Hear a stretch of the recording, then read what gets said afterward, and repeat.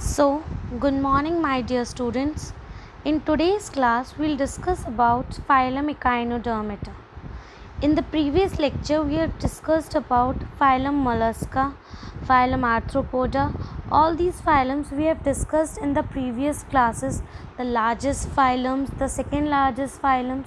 So, in today's class, we'll discuss about what is this phylum Echinodermata, how the starfish are there, how they excrete, how they reproduce, or how they circulate. Okay, so all these things we will discuss in this lecture. Okay, so what are the characteristics of phylum Echinodermata? The first important characteristics is it has a habitat which is marine. It's a very important point, so I am making a star here. That just a second, students. Yeah, okay जो habitat होती है वो उनकी marine होती है. That means जो Echinodermata के आपके सारे ऑर्गेनिजम्स होते हैं वो सारे जो ऑर्गेनिजम्स होते हैं वो आपके एक्वेटिक होते हैं, वो पानी में ही रहते हैं. ठीक है, they have a organ system level of organization. जो उनका ऑर्गेनाइजेशन होता है that is organ system level. That means the organs are level, the organs are arranged properly. Fine. The adult echinoderms, जो एडल्ट इकाइनोडर्म्स होते हैं वो कैसे होते हैं आपके पेंटामेरस. पेंटामेरस मतलब जिसके 5 फिन्स होते हैं, जैसा कि आपका स्टार होता है. ये दिख रहा है आपको, इसके कितने फिन्स है 1 2 3 4 5. जो एडल्ट इकाइनोडर्म होता है वो पेंटामेरस होता है एंड रेडियली सिमेट्रिकल होता है. इसको हम यहाँ से कट करेंगे तो एक रेडियली सिमेट्री बनाएगा. ठीक है, लेकिन जो लावा होता है दैट इज़ बाइलेटरली सिमेट्रिकल. जो हमारा लावा होता है वो सिर्फ हम सिंगल पार्ट से कट करेंगे तो वो कट होता है. ठीक है, they are triploplastic. That means they have 3 germ layers. One is ectoderm, second is endoderm, and the third is mesoderm. The outer layer is ectoderm, the middle layer is mesoderm, and the inner layer is endoderm. They are coelomate animals. That means they have true coelom. उनके अंदर एक true Seelam present होता है. That means the body cavity is between the mesoderm layer. Okay, then they have distinct oral and arboreal surface. That's very important point. What is the meaning of oral and arboreal? What is the meaning of this oral? Oral means mouth. Okay, जो mouth वाला surface होता है that means जो mouth वाला surface होता है और जो हमारा बैक वाला सरफेस होता है, एनस वाला सरफेस होता है, they both are different. So means they have oral and aboral surfaces both. Oral means mouth surface जहाँ से माउथ होगा, and aboral means the back one surface where your anus will be there. Okay, so we have talked about habitat, we had talked about organ system level of organization, then we have talked about the pentamerous structure of adult echinoderms, then we have talked about triploblastic, then we have talked about coelomate, and then the last we have talked about oral and arboreal surfaces. Next, these animals have an endoskeleton. In animals का endoskeleton होता है that is made up of calcareous. That means it is made up of calcium. Very important point कि जो aboral surface होता है वो किससे बना होता है आपकी कैल्शियम से. And hence the name Echinodermata means spiny body. इसीलिए इकाइनोडर्मेटा का मतलब होता है आपका स्पाइनी बॉडी. जो डाइजेस्टिव सिस्टम होता है वो कंप्लीट होता है. That means all the things will be present from mouth to the anus. ठीक है, जो माउथ होता है वो आपके लोअर साइड में होता है एंड जो एनस होती है वो आपके अपर साइड में होती है. That means on the ventral and the dorsal regions. ठीक है, जैसे कि आपको ये डायग्राम दिख रहा है, ये आपका अबोरल व्यू है, ये आपका ओरल व्यू है. ठीक है, अबोरल व्यू में आपका एनस है, ओरल व्यू में आपका माउथ है. ट्यूब फीट आपके प्रेजेंट होंगे, दोनों तरफ स्पाइंस प्रेजेंट होंगे और आर्म्स प्रेजेंट होंगे जिसकी वजह से वो मूव कर पाते. ठीक है, next the most distinct feature जो इकाइनोडर्म्स को सारे ऑर्गेनिज्म से एक अलग प्रोवाइड करता है, that is due to the presence of water vascular system. उनके अंदर एक वाटर वैस्कुलर सिस्टम होता है जिससे हम बोलते हैं मेडोरोपोराइट, ठीक है, जो हेल्प करता है लोकोमोशन में भी, किसी भी चीज़ को कैप्चर करने में भी, और फूड और रेस्पायरेशन को ट्रांसपोर्ट करने के लिए भी। मतलब जो गैसेस होती हैं वाटर में, जो डिफ्यूज़ गैसेस और फूड्स हैं, उनको भी वो ट्रांसपोर्ट करने में हेल्प करता है। तो बच्चों आपको पता है ये होता कैसे है कि जैसे मानो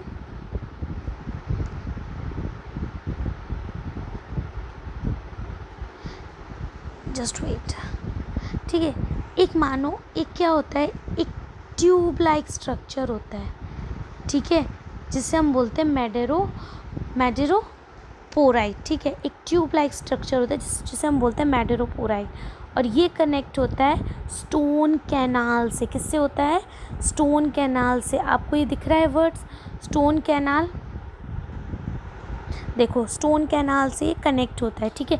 जो स्टोन कैनाल होती है वो किससे कनेक्ट होती है? एक रिंग से। ये रिंग कैनाल दिख रही है आपको, इस रिंग कैनाल से ये कनेक्ट होती है। हर एक रिंग कैनाल पे ऐसे छोटे छोटे एम्पुले कनेक्ट होते हैं, ठीक है, इस तरीके के एम्पुले कनेक्ट होते हैं, जैसे आपको दिख रहे हैं ये छोटे छोटे एम्पुले कनेक्ट होते हैं, फाइन। उसके बाद ये एम्पुले से क्या होता है? ट्यूब फुट कनेक्ट होता है।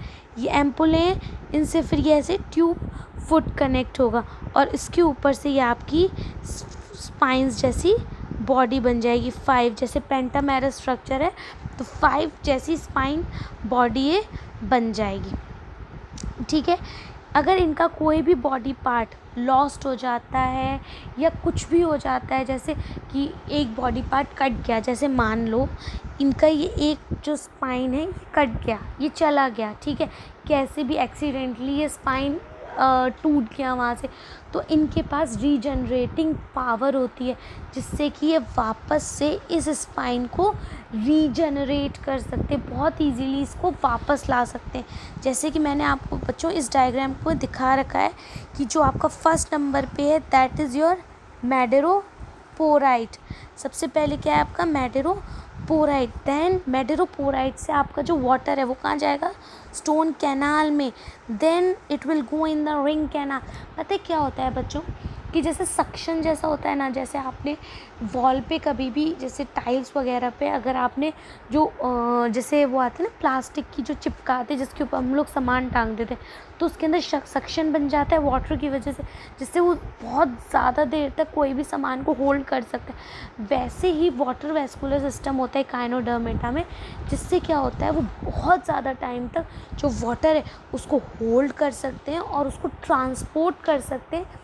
और इन्हीं वाटर वैस्कुलर सिस्टम की वजह से जो हमारे इकाइनोडर्म्स होते हैं they can easily walk, they can easily locomote, मतलब वो एक जगह से दूसरी जगह तक ईज़िली ट्रांसपोर्ट कर सकते हैं, ठीक है। फूड और रेस्पायरेशन भी कर सकते हैं, मतलब फूड का ट्रांसपोर्टेशन भी और गैसेस का भी डिफ्यूजन, ठीक है। वो अपनी बॉडी को दोबारा से रीजनरेट भी कर सकते हैं। Then we'll talk about the next slide. Then how these echinoderms reproduce, ठीक है। Echinoderms reproduce by external fertilization. जो फर्टिलाइजेशन होता है that is outside the body. जो फर्टिलाइजेशन होता है वो कैसा होता है? आउटसाइड द बॉडी, ठीक है। जो हमारे इकाइनोडर्म्स होते हैं in this they are also dioecious. ये भी कैसे होते हैं? डायोशियस होते हैं, ठीक है। That means 2 types of gametes are present, ठीक है। आर एक्सक्रीट, जो क्या होता है कि 2 तरीके के गैमीट्स होते हैं, जैसे एक मेल होगा एक फीमेल होगा, ठीक है। जैसे ये एक मेल है एक फीमेल है, ये दोनों अपने अपने गैमीट्स कहाँ पे डालेंगे? वाटर के अंदर एक्सक्रीट कर देते हैं, ठीक है। वाटर के अंदर क्या होता है, जो गैमीट्स है वो एक दूसरे के साथ क्या करेंगे? फ्यूज़ हो जाते हैं। ये दोनों गैमीट्स एक दूसरे के साथ फ्यूज़ हो जाएंगे और उसके बाद फर्टिलाइजेशन ऑकर होता है, ठीक है। जो लार्वा होता है, जैसे ही फर्टिलाइजेशन होता है, जो लार्वा होता है वो इजीली स्विम कर सकता है एक जगह से दूसरे जगह तक, और उसके बाद वो कन्वर्ट हो सकता है इजीली एडल्ट में।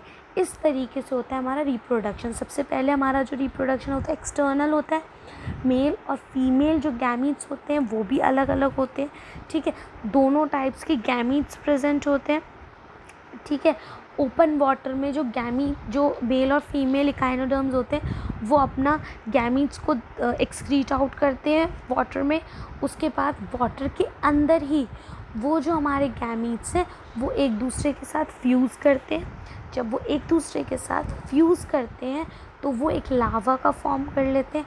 और लावा जो होता है वो आपका, मैंने आपको बताया कि बायलेटरली सिमेट्रिकल होता है, इजीली स्विम कर सकता है एक जगह से दूसरे जगह पर, ठीक है। और मैच्योर होता है और एडल्ट में कन्वर्ट हो जाता है, ठीक है। Now these are some of the examples of our echinoderms, and these are all the adult echinoderms, and you have to draw all these diagrams in your fair notebook, students, and you have to copy all these slides in your fair notebook.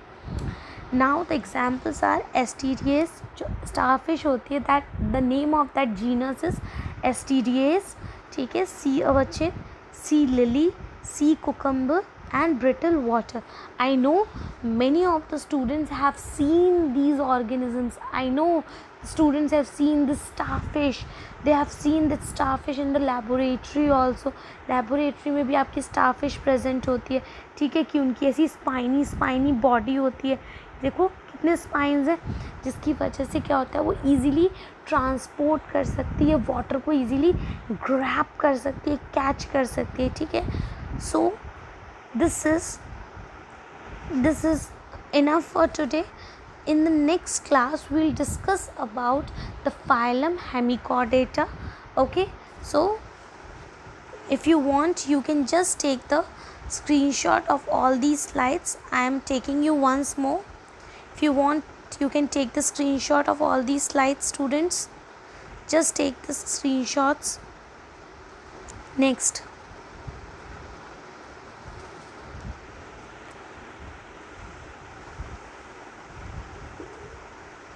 just take the screenshot, students, and you have to draw all these diagrams in your notebooks.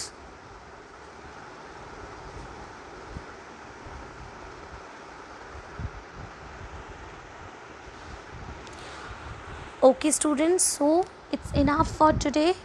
Thank you so much. Thank you for watching my video. Please do not forget to like, share and subscribe my channel.